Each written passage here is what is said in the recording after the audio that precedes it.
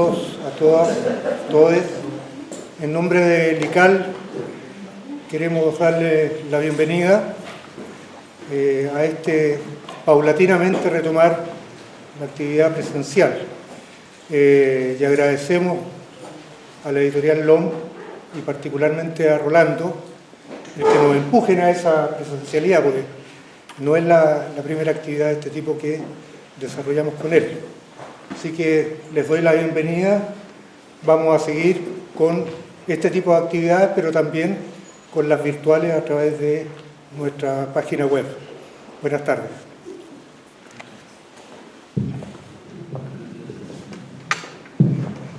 Muchas gracias. Agradece al Instituto Carlos Licho por acogernos y poder celebrar acá en esta casa este nuevo libro de Rolando Álvarez, un libro que se suma a otros anteriores y que conforma lo que podemos decir que eso alegra doblemente una obra, un trabajo perseverante y de largo aliento sobre la historia del Partido Comunista desde mediados de los años 60 y particularmente considerando el primero que publicamos en la serie desde el golpe de Estado en 1973.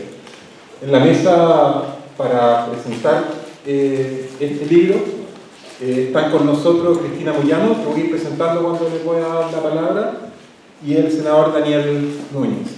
Y bueno, y evidentemente el autor. Voy a, como decía, cuando vaya pasando la palabra, no quedamos de acuerdo así como voy a pasar primero la palabra a Cristina y después a Daniel.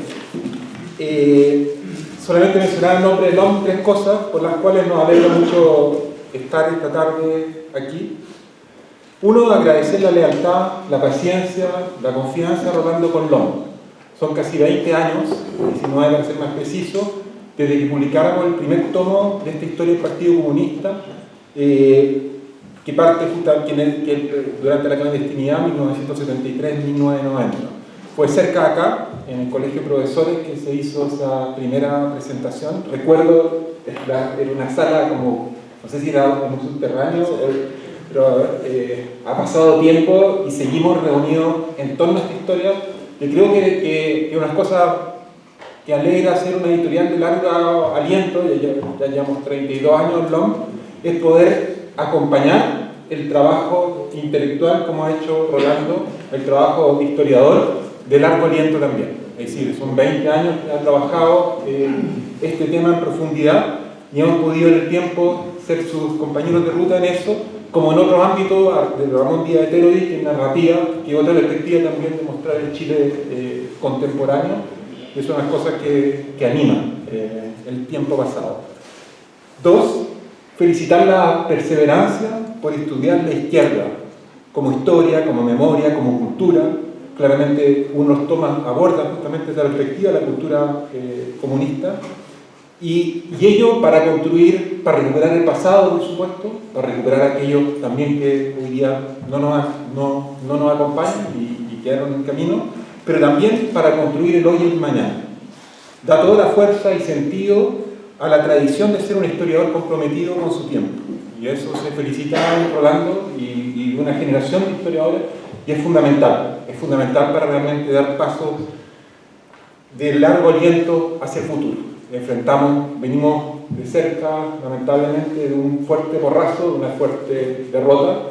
Estamos acostumbrados, lamentablemente, la izquierda a las derrotas, pero el estudiarlo en profundidad, el mirar los tiempos periodos más largos, no solamente el día a día, que de repente no hace perder la perspectiva, nos ayuda a superar esta misma derrota y a encontrar caminos para construir y seguir construyendo futuro y tener horizonte. Y en ese sentido, el trabajo de Rolando, esta mirada a largo plazo, es una enorme contribución. Y por último, como una editorial independiente, le agradecemos la coherencia de lo que dice y del dónde se dice. Hace unos años atrás, la Alianza Internacional de Editores Independientes escribimos una carta a las autoras, autores, a los intelectuales, con ese nombre, qué se dice, dónde se dice. Cuando en el final del siglo XIX, principio del siglo XX, se fundan aquí como por doquier los partidos que buscaban la transformación de nuestras sociedades. Lo primero que hacían era crear sus medios, sus propios medios. Lo vemos en Chile con los anarquistas al principio del siglo, lo vemos con Recabarren, lo vemos en Rusia, después Unión Soviética, con todo el liderazgo de la Revolución Rusa desde el principio del siglo XX. Y claramente tener nuestros propios medios era algo fundamental. Lamentablemente, pese a que hoy día hay tanta conciencia de la relación de los medios con los fines, esa conciencia, que debía haber tanta conciencia, esa conciencia se ha perdido, y claramente en la prensa estamos absolutamente en un mundo donde el control de la palabra está en el capital, están los poderes más conservadores, y al final eso marcan y naturalizan cierto sentido de las cosas. Felizmente ya no existe una prensa que se financia por sus lectores. La prensa pasó a financiarse por la publicidad y eso mató la independencia de la prensa. Felizmente las editoriales independientes todavía son financiadas por sus lectores, por la venta directa de sus libros a los lectores, y eso permite una mayor independencia, y se agradece cuando intelectuales que van desarrollando un camino permanecen y son fieles a buscar medios de publicación que se relacionan con lo que se propone, que no se suman a la lógica de esencialmente, si lo hicimos en la prensa, publicar en el Mercurio, publicar en la Tercera, o publicar, si lo hablamos en los libros, publicar en las multinacionales, donde al final transformamos la producción intelectual, la producción de la historia también, en un producto comercial, y al final le quita de una u otra forma su fuerza transformadora, la lectura como una práctica liberadora, como una práctica que puede ayudar a transformar la sociedad y el mundo que vivimos. Y ese compromiso de optar a través de estos libros que ha publicado Rolando, como solamente suyo, pero de otros que también ha hecho como coautor, con Verónica Valdivia, con Julio Pinto, también en la editorial, se agradece. Y esos tres motivos que quería iniciar este encuentro celebrando este gran trabajo hablando de la suma de los libros y este compromiso de cómo publicarlo y también hacerlo acá, que también evidentemente es una opción, y una opción que marca ese camino y el por qué trabaja Rolando, y bueno, también por qué trabajamos en Londres y por qué publicamos libros. Bueno, para iniciar la presentación voy a dejar la palabra a Cristina Moyano, doctora en Historia, decana de la Facultad de Humanidades de la Universidad de Santiago de Chile, profesora titular del Departamento de Historia, licenciada en Educación, Historia y Geografía, después fue magíster en Historia de Chile por la Universidad de Santiago y bueno, posteriormente doctorado. Es autora, entre otros, de 2 libros sobre la historia del Maco y ha hecho varios trabajos sobre la historia de la militancia y de la izquierda. Con la palabra, Cristina. Gracias, Pablo. Para mí es un honor presentar un libro tan contingente y pertinente a los debates que nos permiten comprender los derroteros actuales de la izquierda. A veces, o normalmente, los historiadores llegamos tarde a la contingencia. Bueno, yo no sé cómo lo hizo Rolando, porque este libro parece que lo escribió hace un tiempo, pero hoy día se vuelve particularmente contingente y por eso quiero felicitar al autor, a mi colega y amigo, el director del Departamento de Historia de los Arts, el doctor Rolando Álvarez, y a la editorial LOM por esta publicación. Sobre todo porque hoy día, donde abunda una opinología poco fundamentada, que está tratando de comprender qué ocurrió el 4 de septiembre y ha hablado de izquierda embriagada, izquierda mestiza y una serie de calificativos que no solo están escritos por personas muy poco informadas, sino que particularmente deseosas de ocupar un par de líneas en un periódico, en una revista, aparecer diciendo algo. A contrapelo de eso, este libro es un aporte desde la disciplina histórica para comprender parte de la cultura política de la izquierda en Chile, sin epifanías, sin calificativos rimbombantes, sino que en torno a una base narrativa articulada sobre una red de evidencias, pruebas, fuentes, indicios, con lo que solemos trabajar los historiadores y las historiadoras. Los comunistas, que es el objeto de este libro, es un apelativo que a muchas personas todavía asusta. Moviliza imaginarios y emociones que van desde el amplio marco de que se comen las guaguas, ¿cierto?, que lo expropiarán todo, que promueven la violencia y que quieren hacer la revolución. Yo creo que esto último sí me gusta a los comunistas, como último bastión de los imaginarios combativos que se movilizan en la izquierda, hasta otros que desde el propio lado de las izquierdas les llamaban a los comunistas rabanitos, institucionalistas que abandonaron sus principios, o al menos su medida, en el resbaladizo y poco preciso izquierdómetro nacional e internacional. Bueno, en este libro, yo, de la historia del PC, en la primera década, ¿cierto?, de los años 90 y el inicio de los 2000, se desmontan estos mitos e imaginarios simplistas. Pero también, a contrapelo, se pueden comprender por qué todavía existen y hacen sentido a una parte importante de la población.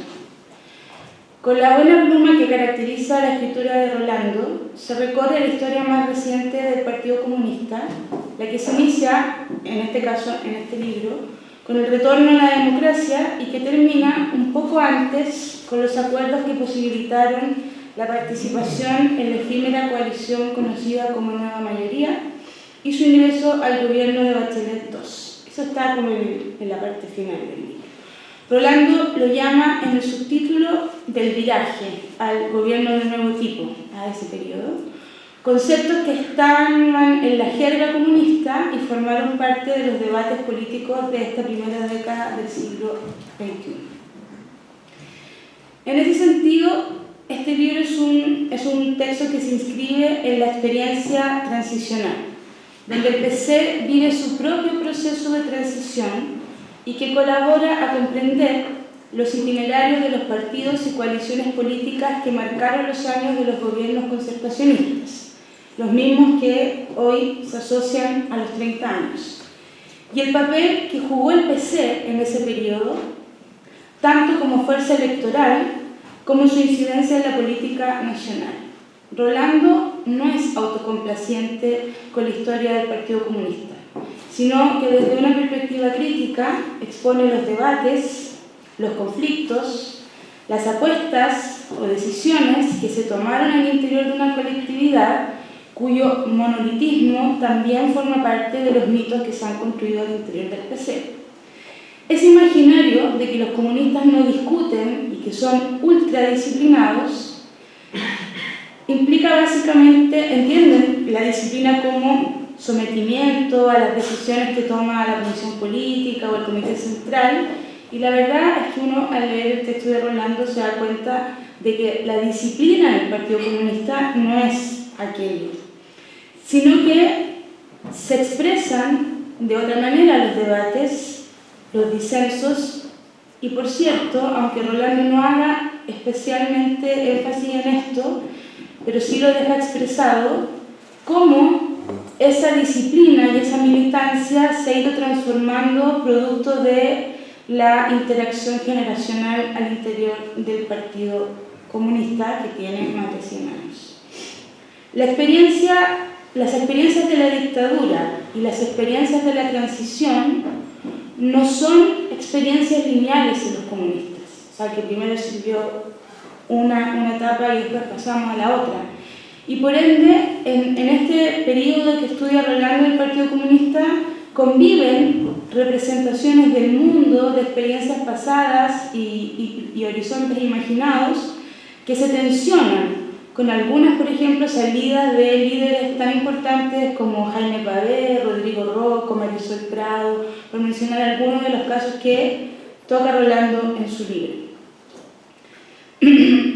Ahora, es bueno aclarar que tampoco estamos hablando de experiencias homogéneas y que el conflicto generacional se monte exclusivamente sobre aquello.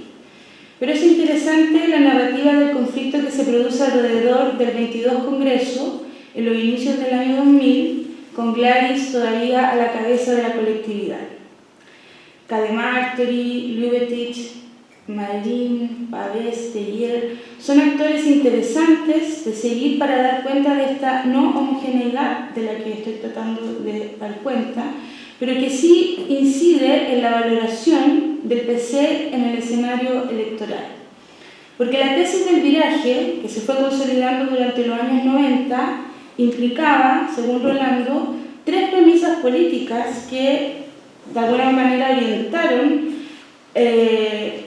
las acciones del Partido Comunista. En primer lugar, que el PC consideraba como estrategia más relevante su vinculación a los movimientos sociales y pasaba de los acuerdos electorales y tenía una baja preocupación por la representación en el Parlamento. En segundo lugar, valoraba como principal acción la movilización social para alcanzar lo que los comunistas habían delineado a esos años como la revolución democrática, que no tiene nada que ver con el partido de Giorgio Jackson.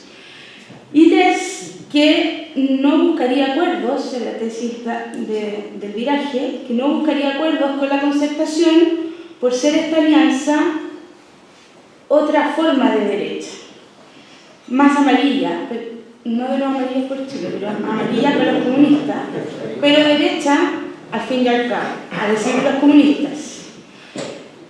Cuando yo estaba leyendo el libro Rolando, en mi recuerdo personal de esos años, en los años 90, está muy presente el izquierdómetro imaginario que los comunistas usaban dentro de las culturas de izquierda, donde quienes adheríamos a partidos de la coalición gobernante y no nos reconocíamos en la izquierda, calibrábamos a la derecha siempre de los comunistas, siempre, no había caso. ¿Ya? El color amarillo aparecía ahí como medidor y que, por cierto, insisto, nada tiene que ver con los nuevos amarillos que aparecieron la semana pasada, en realidad hace un par de meses.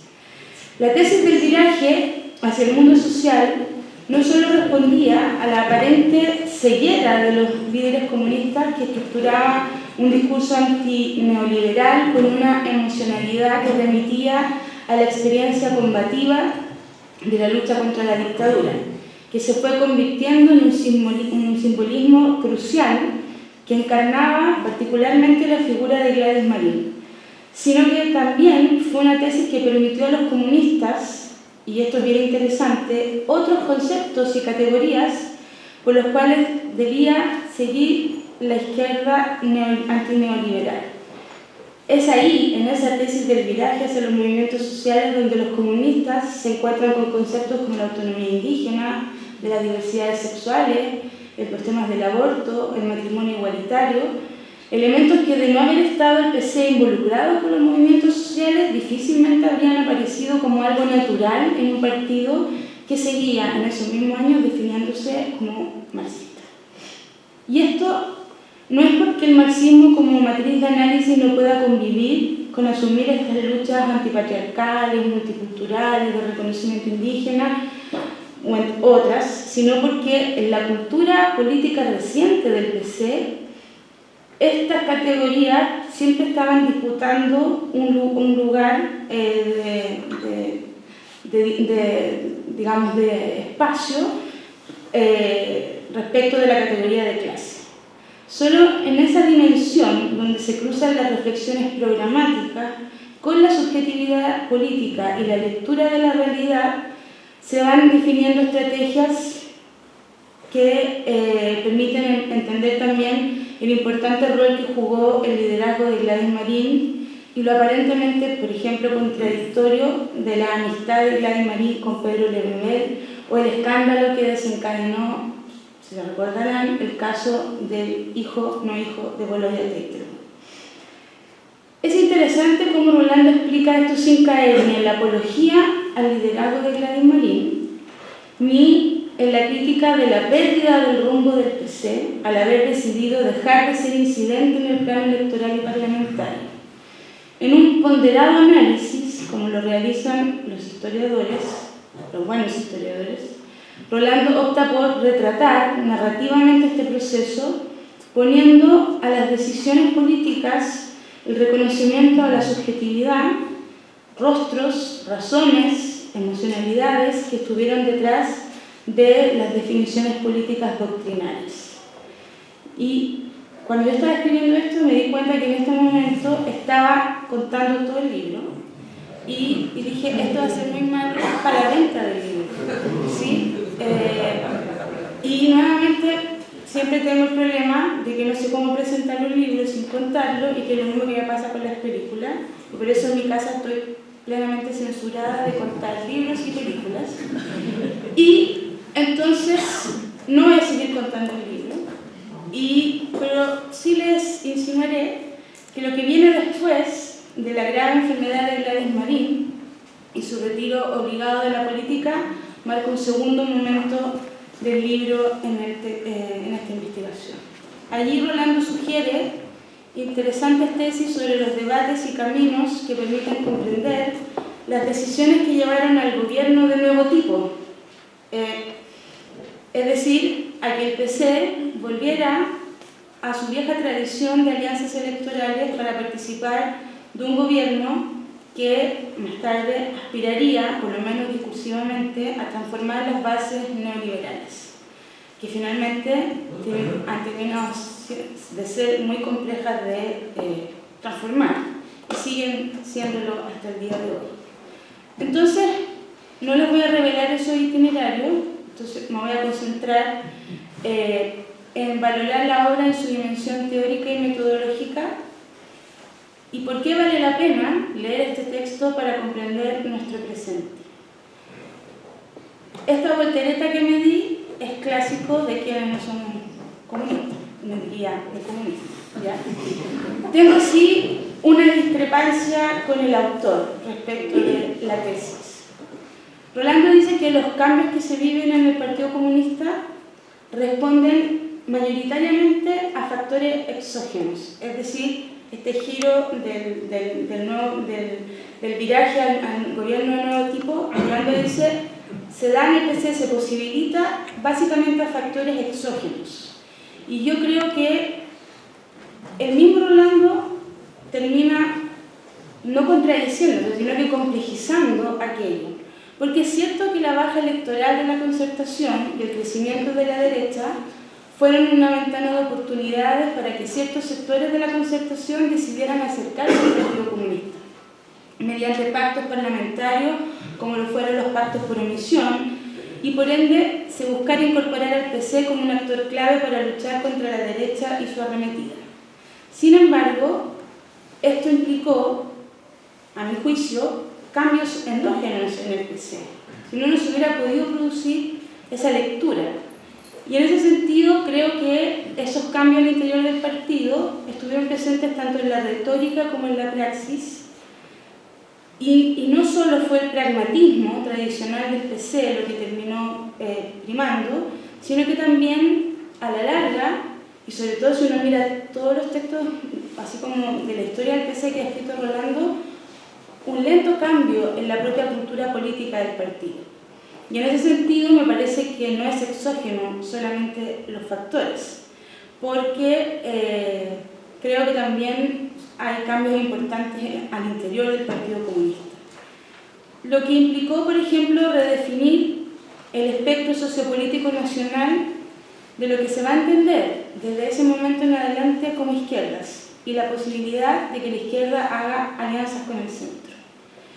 Otro elemento del que el PC también participó, abrazando nuevas causas que lo obligaron a redefinir también conceptos como socialismo y revolución, son factores que remiten a la colectividad y en la que la interacción generacional va a jugar un rol clave.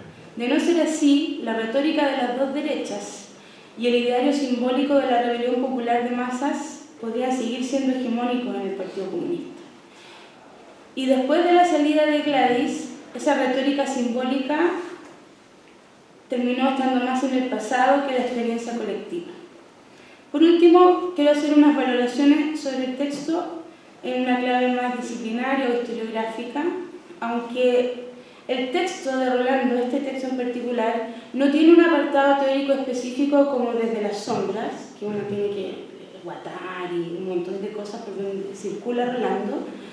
Es interesante constatar en este texto cómo se ha ido complejizando el concepto de cultura política en la propia obra de Rolando y cómo se introduce en los campos de las emociones y de la interacción generacional. Si bien estos dos últimos aparecen de manera más intuitiva que teórica, la buena lectura y la buena construcción de un relato empírico logran contribuir acerca de cómo hacerse cargo de estas dimensiones tan relevantes para comprender la praxis política militante y las comunidades partidarias. Lo otro valioso en el texto de Rolando es saber leer con agudeza las fuentes. Hay que conocer muy bien los documentos partidarios y los medios de difusión masiva para saber dónde encontramos la reflexión relevante. Estos son años de oficio y se nota. La agudeza con la que analiza los fragmentos de las disputas, que están dispersas en un mar de la prensa de la época, donde, excepto en el siglo, el PC no era un actor relevante.